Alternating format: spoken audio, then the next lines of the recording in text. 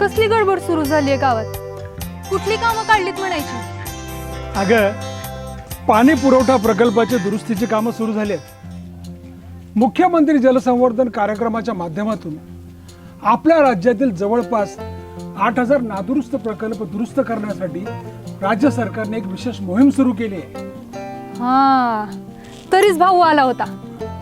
तो म्हणाला त्याच्या गावातल्या धरणातला गाळ काढलाय, चर टाकले, सिमेंट नाले बांधले जात आहेत आणि नाल्याची रुंदी सुद्धा वाढवली. अगं, माती नाला बांध, पाझर तलाव, गाव तळी, लघुसिंचन प्रकल्प, साठवण तलाव असे अनेक प्रकल्प किरकोळ दुरुस्ती अभावी नादुरुस्त आहेत. मुख्यमंत्री जलसंवर्धन कार्यक्रमाअंतर्गत त्याची दुरुस्ती केल्यास गावात पुन्हा मोठा जलसाठा पाहावयास मिळेल, शेती फुलेल, पैसा येईल. शासनाचं ध्येयच आहे घरोघरी लखपती शेतकरी घडवायचं. सगळ्या गावात पाणी येणार, पर्यायानं पैसा येणार. चला तर मग मुख्यमंत्री जलसंवर्धन कार्यक्रमात आपण सगळ्यांनी सहभागी होऊया.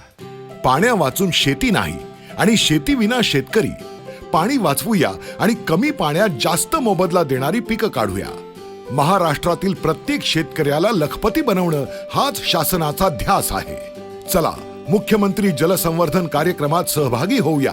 समृद्ध हिरव्यागार महाराष्ट्राची निर्मिती करूया. मृदा व जलसंधारण विभाग, महाराष्ट्र शासन.